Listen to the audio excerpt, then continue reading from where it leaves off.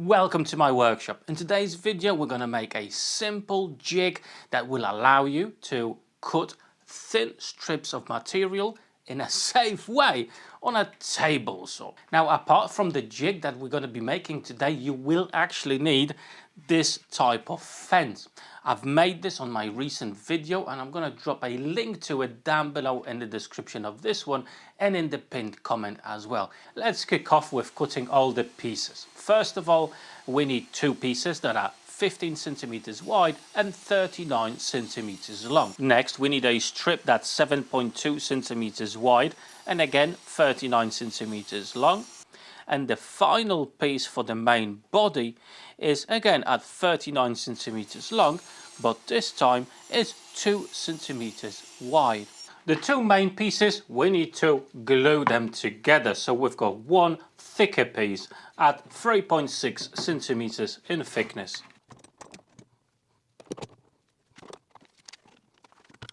As the glue dries, we can turn our attention to creating a handle. I've got a 20mm piece of pine over here and I'm just going to try to create some sort of a handle so it's easier for us to actually push the material through. I do have a bandsaw, so that's what I'm going to be using to actually cut out the shape of this handle. However, if you don't have a bandsaw, you can just do it with a jigsaw or any other means. And now with my sander, I'm just going to refine the shape.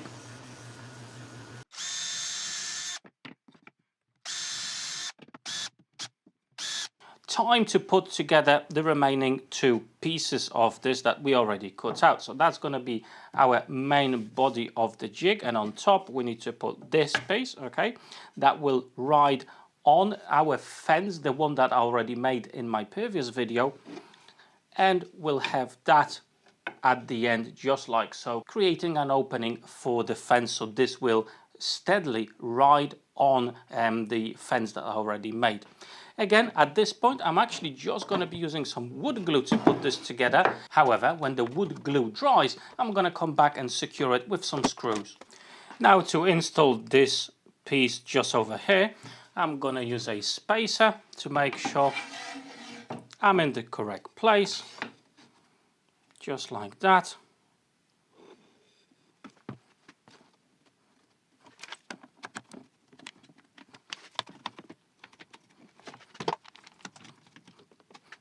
And make sure to take out this spacer, otherwise it's going to get glued on to our piece. And I'm going to leave that to dry out for about 20 minutes, maybe half an hour. Now I've cleaned up our glue up, now it's time to add a few screws to this so we've got nice and strong rigidity, and at the same time I'm going to add the handle as well.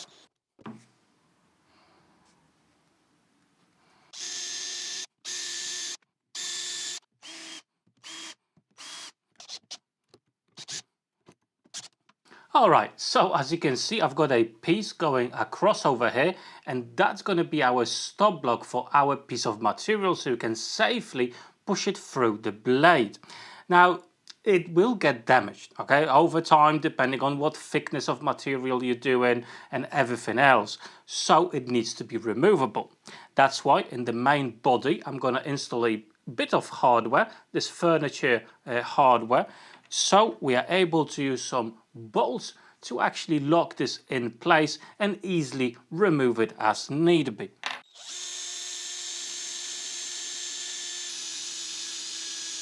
So the hole in the block is a little bit larger than my bolt, so it can easily go in. Now, because MDF is a fairly soft material and I don't want it to split, as I'm going to be driving the hex drive head nuts, I'm actually going to clamp the material down so it doesn't split on me. On top of it, I'm going to use a bit of CA to hold everything in place. It will give it a much stronger bond.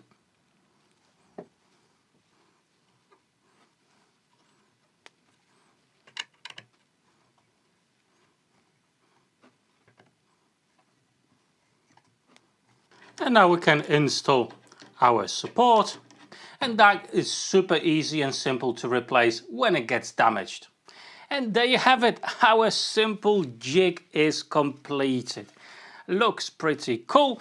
Let's give it a go, see how it performs. Okay, so the principles are super simple. We've got this slot there, it goes over our fence just like that, and basically you've got the full control and the slide motion to cut your pieces. Now, as you can see, this is actually fairly long, and with the additional space of the added fence, you do get the ability to cut a fairly long pieces if you need to. Okay, however, in my case, I'm going to need them a little bit shorter. You can move the fence to the desired position, and obviously you need to set the distance depending on what type of thickness you want for your strip to be. However, there's a very important thing that you need to be aware of: the slot in the plate itself. Okay, if the opening is too big, then as you push the timber through, that small piece that will stay on the fence side could go inside there and obviously cause you some harm. So make sure you do have a zero clearance plate, or if you don't, you can tape this piece up with a bit of blue tape, for example, or use longer pieces.